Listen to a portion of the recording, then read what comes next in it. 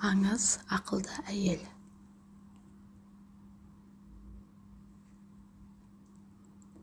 Ұзақ жылдар бойына қармағындағы елін әділеттікпен басқарған патша қайтыс болған соң, патша тағына оның мұрагері баласы отырады.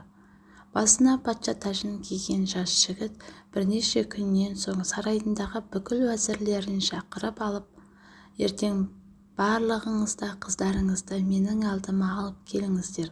Мен алдыма келген қыздарға ойымда жүрген 3 сұрағымды қоямын.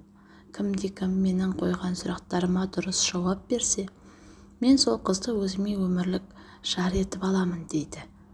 Патшаның аузынан шыққан жарлығы екі болмайды. Ертеңіне әдемі киінген уәзірлердің қыздары патша сарайына түгел жиналады. Көркемдігі бірінен бірі өтетін қаздай тізіліп тұрған сұлу қыздардың алдына келіп, беттеріне ойлана қараған жас әмірші: менің сіздерге қояр 3 сұрағым бар. Олар мынадай: Машрих пен Мағриптің арасы қанша? Жер мен көктің арасы қанша? Өтірік пен шындықтың арасы қанша? 3 күннің ішінде менің осы сұрақтарыма дұрыс жауап берген қызды мен өзіме некелеп аламын, деп жарлық шашады. Сарайға жиналған уәзірлердің қыздары жас әміршінің аузынан шыққан бұл сұрақтарға лайықты жауап таппай қиналады. Қыздарына жәрдем бермек болған уәзірлердің өздері де патшаның сұрауларын шеше алмай тығырыққа тіреледі. Уәзірлер мен қыздарының ақылдары патшаның қойған сұрақтарына жауап бере алмай қиналып жатқаны туралы хабар ел ішіне желдей есіп кетеді. Бұл хабар сол жақын маңайда қой бағатын шопанның қызының құлағына тигенде: ойпырмай, көп жылдардан бері сарайдағы патшаның ақылшысы болып жүрген уәзірлердің мына оп-оңай сұрақтың жауабын білмегені қалай? Мұның өзі естіген құлаққа ұят-ау. Қой, ендеше өзім барып, осы сұрақтардың жауабын айтайын, деп патша сарайына бет алады. Патша өзінің дұрыс шешімін таппай жатқан сұрақтарына жауап беруге бір шопанның қызы келіп тұрғанын естігенде қуанып кетеді. Есік алдындағы күзетшілер жауап беруге келген қызды кідіртпестен патшаның алдына алып барады. Қаршадай қызды көргенде жиналғандар аң-таң боп, сарай ішінде шыбынның ызыңы естілердей тыныштық орнай алады. Келген қыз не айтар екен дегендей барлығы оған ықыласпен құлақ түреді. Сіздің бірінші сұрағыңыз: Машрих пен Мағриптің арасы бір күндік жол. Себебі шығыстан шыққан күн батысқа барып батқанша бір күн уақыт өтеді. Ал жер мен көктің арасы 2-ақ елі. Егер жоғары қарасаң көкті, ал төмен қарасаң жерді көресің. Көзіңнің алдында 2 саусағыңды қойсаң, ештеңені де көрмейсің. Ал үшінші сұрағыңыз: өтірік пен шынның арасы 4-ақ елі. Себебі кез келген нәрсені көзбен көрген шындық, ал құлақпен естіген өтірік. Басымыздағы көз бен құлақтың арасы 4 елі.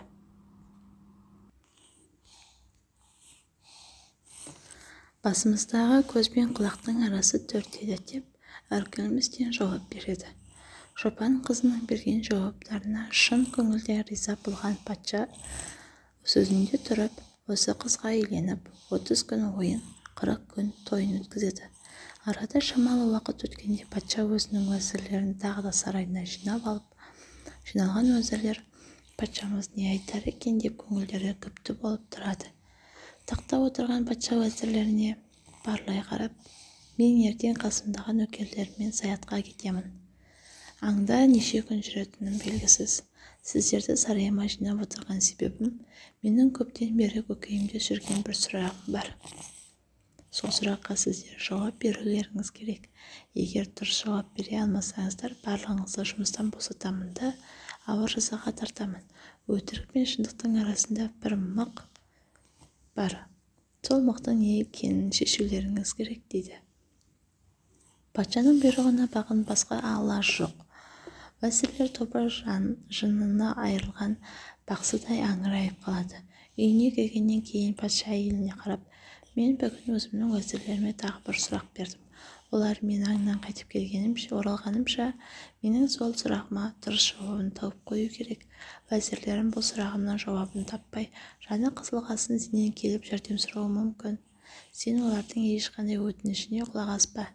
Есіңде болсын, сен оларға рақымыңмен кеп, сұрақтың дұрыс жауабын айтып қойсаң, онда осы сарайдан өзіңе керегіңді аласың да бұл жерден қараңды батырасың деп шегелеп тапсырды.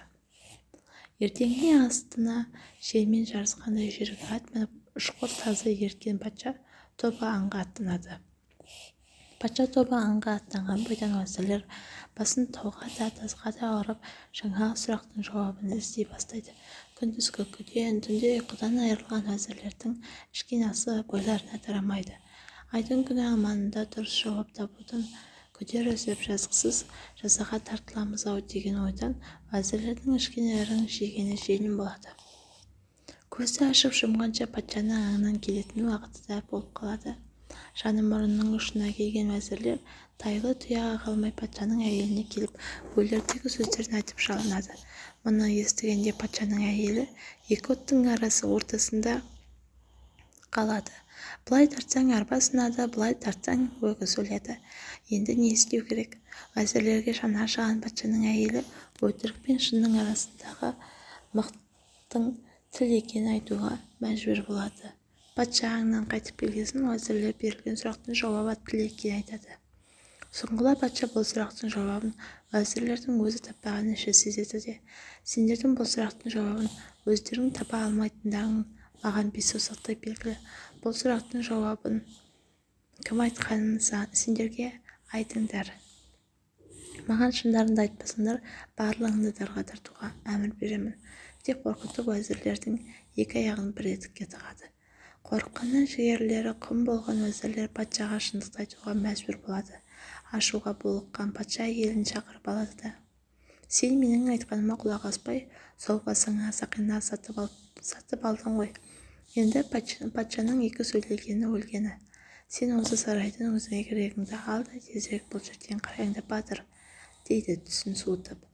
Патшаның аузынан шыққан мынадай сөздерден салысуға кеткен ақылды әйел үйіне келіп, түрлі тағамдар жасап, базардан шараптың неше атасын алдыртып алғасын күйеуіне келіп: ал патшам, сізден менің бір өтінішім, екеуміз соңғы рет дастархан басында бірге отырып тамақтанайықшы деп патшаны майлы шекте айналдырады. Сүйікті әйелінің соңғы өтінішін жерге тастап алмаған патша оның айтқанына көне кетеді. Дастархан басындағы түрлі тағамдардан дәм татқан патша әйелінің өз қолымен ұсынған шарабынан да бас тартпайды. Ішкен шарабы шамадан тыс көбейіп кеткесін патша мас болып қалады. Қолайлы сәтті құр жібермейтін ақылды әйел сарай қызметкерлеріне әмір беріп ат арба алдыртады. Арбаға жайлы төсек салдатқан әйел мас патшаны арбаға жатқызып қаладан шығып кетеді. Бір кезде мастығынан айыққан патша көзін ашып, көзінің қаладан алыс жерде арбаның үстінде жатқанын байқайды.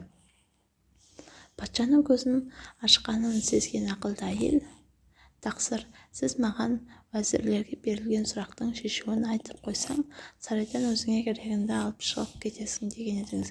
Мен сіздің сол сөзіңіз бойынша сарайдан өзіме керегін ғана алып қаладан шығып кеттім, дейді. Патша болса өзінің ақылды әйелінің мынадай тапқырлығына шын көңілден риза болып, екеуге шаһарға қайта барып бақытты өмір сүрген екен. Аңыз. Өлейін десем, ақшам жоқ. Өлем деп ойладым. Өлгенде бекерден бекер өле салмайсың ғой. Просто қатынымның жұрттың өзіңде еркектері деген сөзі өтіп кетті. Өзім пәтер жалдап тұрамын. Айлығым жер алып үй салуға жетпейді. Қарыз деген шаш етектен. Қаным басыма шауып тұрғанда жұрттың еркегі де бәле болды. Бәленшенің бойына қараш. Әні деген сөзден ақ жүйкем жұқарып бітті. Қыз күнінде сіз деп сызылып тұратын сыпайы қатымнан бұл күнде жұрнақта қалмаған. Бірдеңе айтсаң бетіңнен алып төсіңе шауып тұрады. Табысың мардымсыз болса, қатын екеш қатынға да абыройсыз екенсің ғой. Бәрінен құтылудың ең тиімді тәсілі өле салу еді. Бұл қатынмен кезекті ұрыстан кейін басыма келген соңғы ой. нақты шешім болатын. Сол қарқынмен сарайға кіріп асылатын жіп іздеп жүргем. Тапқанымда сол жерден қожайыным жетіп келді. Өй, тыныштық па? Не істеп жүрсің менің сарайымда? Бұл құрып кеткен сарай менікі емес екенін сонда ғана есіме түсті. Өлейін деп жүрмін, шаршадым бәрінен.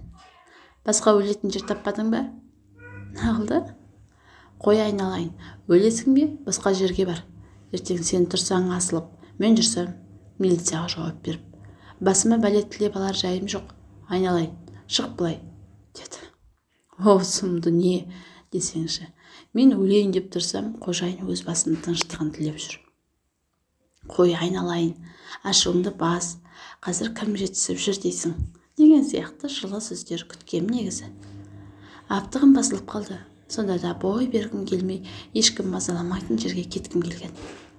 Өз еркіммен өлдім деп, қағаз жазып кетем деп далбасалап кеттім. Қожайын көнбеді. Көнбек түгілі келін, келін-ай деп үй жаққа қарап айқай салды. Қатынымды шақырып алды. Оның да ашуы оңайлықпен басылай қоймайды. Шашы жалбырап, етегі далаңдап лезде жетті. Ойбай-ау келін, мынауың өлем дейді. Тым құрса күйеуің де деген жоқ. Мынауың деді. Кім? Мынау да мынау. Әйелім мынаудың кім екенін енді түсінгендей бетіме ажырайып қарады. Өлем деме? Сөйтеді, сарайда апыр-топыр шашып жіп іздеп жүр екен.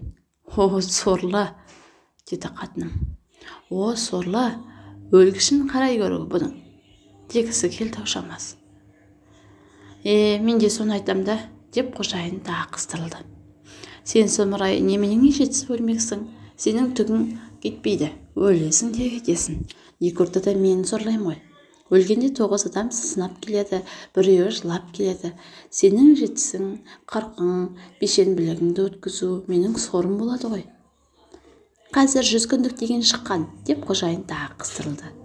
Соны айт, өлім бардың малын шашады, жоқтың артын шашады. Жұма сайынан пісіріп, Құран бағыштап отырмасаң тағы да ұятты, деді. Әйеліммен бірінші рет ұрысуым емес, бірақ мақалдатып ұрысқанын бірінші рет көруім. Қожайыным қоштап, ол бастап біраз жерге дейін барды. Сөзінен түсінгенім өлсем көмусіз қалады екем. Қасқасы менің өлімім ол үшін қып-қызыл шығын. Сол шығынымды өтеп алсам болды, жолымнан қалдырып, етегімнен тартайын деп тұрған ешкім жоқ. Жақсы ит өлігін көрсетпейді деген, өлесің бе шығыныңды жауып кет, саған бола тараштанатын жағдайым жоқ, деп қатыным тоқетерін айтты да кетті. Бір қарағанда оныкі де рас. Өлуін мен өлем, ол байғұс жаназама дастархан жасап, басыма тас қойып, қой қырсын, шығынымды жауып кетейін деп ойладым. Ара-бері ойланып, өзімді көметін спонсор тауым керек деп шештім. Шешкенде бұл мәселеде көмек беретін бір ғана адам бала күннен бірге өскен досым Асан еді. Ол қазір жеке кәсіпкер, аудандық мәслихаттың депутаты, жағдайы жақсы, қалтасы қалың адам. Қатыным айтатын жұрттың еркегі міне дәл осы еді. Салып ұрып соғып соған бардым. Бардым ғой, алдына зорға кірдім. Ол балы не керек жақсы қарсы алды.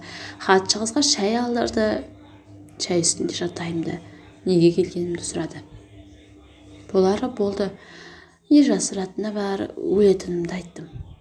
Асан досымыз ойланды, көзін бір нүктеге қадап ап, облыс көлеміндегі мәселені шешкелі тұрғандай аңыранды кеп.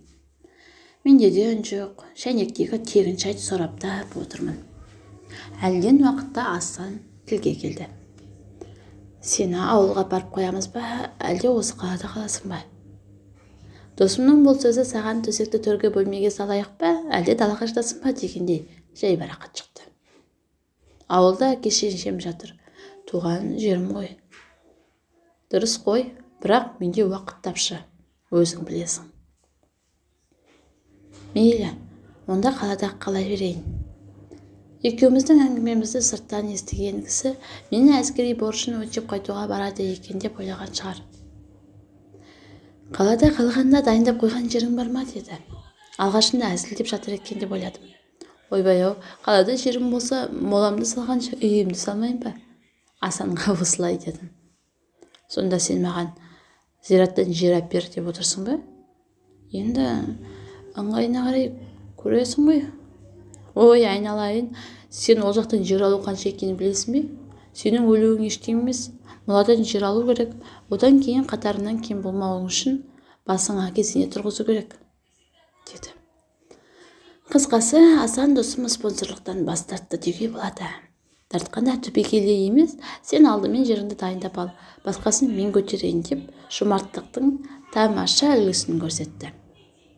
Ол да болса көңілге тимеу, асылып өлетін арқанымды жоғалтып алмай тұрғанда жататын орнымды ыңғайлап алайын деп қала шетіндегі молаға тарттым. Барсам, о, тобай, шынымды айтсам, өліктің жататын жайы менен әлде қайда ілгері екен. Осы біз қаладағы кейбір байлардың үйіне қызығамыз ғой, керемет екен деп. Мұндағы кейбір өліктердің басына соғылған кесене кереметтің өзін таңғалдырады. Кесене түгілі біреулердің басына қойылған тастың құны мен секілді 10 шақты байғұстың бір жалдық табысы шығар. Дұрыстап өлудің өзі де бір бақыт екен ғой. Қой деп ойладым. Өлген соң жұртқа күлкі болмай дұрыстап өлейін. Мен де бір әулеттің азаматымын ғой. Пәленшенің басында белгі таста жоқ деп, аузы жеңіл біреулер ертең молама күлер. Сол оймен сүмірейіп үйге қайттым. Қайтар жолда түрлі ой мазалады. Үйге кірген сәтте банктен хабарласты. Несиені төлеңдер дейді, деп әйелім табалдырықтан аттамай жатып тағы бір міндеттеме жүктеді. Демек, кесенеге емес, несиеге ақша жинау міндеті тұр алдымда. Тірі адамға тіршілік бітпейді ғой. Сол оқиғадан кейін 6 жыл өтті міне. Күні кеше несиемді төлеп біттім. Енді кесенеге ақша жинауым керек деп едім, бала да өсіп қапты. Менің пәтерден пәтерге сандалғаным жетер. Тым құрыса балам өз шаңырағында отырсын деп, енді балам үшін ақша жинап жүрмін. Соған кішігірім баспана тұрғызып берсем, сосын өзіме көрермін. Оған дейін өзімде бір жақты болып қалармын. Зәулім кесене болмаса да, кең даланың бір бұрышынан тоқымдай жердер. Әкем салған баспана еді деп, мені түркі бөлмеге сақтап қоймаса анық. Ленин емеспін ғой. Ал әзірше өлейін десем, ақшам жоқ.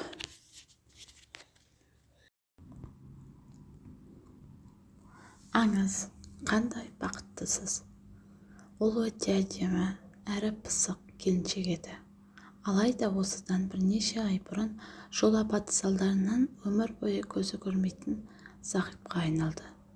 Операциядан соң әйелінің соқыр болып қалғанын естіген күйеуі, оны ешқашан тастамаймын, аяғына дейін қолдау көрсетемін деп өзіне сөз берді. Күйеуіме жүк болдым, ауыртпалық салдым деп ойлай әйелінің денсаулығы нашарлай түсті. Ал күйеуі болса әйелін тез арада депрессиядан шығару керектігін ойлап, психолог мамандарының көмегіне жүгінді. Өйткені жас әйел күннен күнге өзімен өзі болып, ешкіммен сөйлескісі келмейтін, ешқайда шыққысы келмейтін, тұйық мінезді болып кетті. Әйеліме қалай көмектессем екен деп жолдасы да көп ойланады. Ақыры ескі жұмысы есіне түсіп, әйелінің тез арада жұмысқа кіруіне көмектеспек болады. Бірақ сәл нәрсеге ренжіп қалатын, тез жылап қалатын, үйде көңілсіз отырғысы келетін әйеліне оны қалай айтсын. Бір күні бар батылдығын жинап, енді әйелінің де жұмыс істеу керектігін айтады. Әйелінің үрейі ұшады. Мен соқырмын, білмеп пе едің, қалай жұмыс істей алады дейсің, деп қатты ашуланады. Жолдасы оған қолғабыс болатын, таңертең жұмысқа барып, кешкісін жұмыстан өзі алып кететінін айтады. Әйел үмітсіздікпен келіседі. Өйткені күйеуі жақсы көретін және оны ренжіткісі келмейтінін айтады. Осылай жұмысқа бірге барып, жұмыстан бірге қайтып жүреді. Көңіл күйі жақсара бастаса да, бұрынғыдай әлі ашық, жарқын еместі. Күйеуі де осыны жақсы білетін. Бір күні, жұмысым көп, енді сені апарып әкеле алмаймын, өзің барып үйренуің керек, дейді. Әйел ешқайда бара алмайтынын, далаға жалғыз шығуға қорқатынын айтып жылайды. Бірақ кейін осыған да келіседі. Енді аялдамаға дейін өзі барып, автобусқа отырып, жұмыстан өзі қайтатын болды. Осылай бір ай өтті. Бір күн автобусқа отыра бергенде шопырдың «Қандай бақыттысыз» деген сөзін естиді. Өзіне айтылғанын түсінген кезде «Не?» деп сұрайды шопыр. Өйткені сізбен бірге үнемі жолдасыңыз келіп, автобусқа мінеді де, артыңыздан сізге үлкен мейіріммен қарап отырады. Сізден бұрын автобустан шығып, сіздің аман шығуыңызды, сосын бағдаршамнан аман өтуіңізді қадағалап жүреді. Сіз офиске кірген кезге дейін сізге қолғабыс беріп, артыңыздан қалмай жүреді дейді. Келіншек іштен қуанып, көзіне жас алады.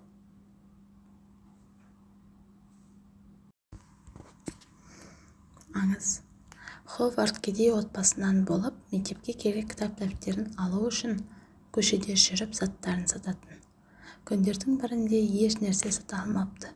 Оған қоса қарны да қатты ашқан. Бір үйдің есігін қағып, тамақ сұрауды шешті. Бірақ есікті ашқан жас әйелді көріп, ұялды. Ұяла, бозара әйелден тамақ сұраудың орнына «Кешіріңіз, бір стақан сүтіңіз бар ма?» дей алды. Жас әйел баланың аш болу ықтималын ойлап, оған үлкен стақан сүт әкелді. Бала сүтті асықпай, әр жұтымын сындыре ішті. Ішіп болғаннан кейін бала «Көп рахмет, сүт үшін қанша қарызбын?» деп сұрайды. «Еш қарызыңыз жоқ», деді күлімдіреп жас әйел. «Анам көрсеткен жақсылық пен жасаған көмегі үшін ешқандай ақы дәметпеуімізді үйреткен болатын. Ондай болса, шынайы жүректен тағы да үлкен рахмет айтамын». Ховард Келли сол үйден шыққан кезде өзінің тойғанын ғана емес, рухани байығанын да сезді. Көп жылдар өтті. Жас әйел сирек кездесетін бір аурумен науқастанады. Жергілікті дәрігерлер түк істей алмай, науқасты қаланың үлкен мерkezіне жіберді. Доктор Ховард Келли кеңес беру үшін шақырылған кезде, науқастың қай жақтан келгенін естіген кезде, науқасты өзі барып көргісі келеді. Бір кездері оған сүт беріп, мейірім танытқан әйелді дереу таныды да, әйелдің жақсы болуына бар күшін салды. Қиын операциядан кейін әйелдің денсаулығы жақсара түсті. Операция ақысы үшін чек жазылып, доктор Келлидің мәмілесіне әкелінген еді. Доктор сол кезде чектің үстіне бір нәрселерді жазды да, чекті науқасқа тапсыруға рұқсат етті. Жас әйел чек болған хат-қалтаны қолға алған кезде, ол чекті өмірінде төлей алмайтынын сезіп, хат-қалтаны қорқып ашты. Хат-қалта ішінде чекке жапсырылған жазба хатқа көзі ілінді. Аурухана мен операция шығындары толығымен бір стақан сүт ақысына төленді.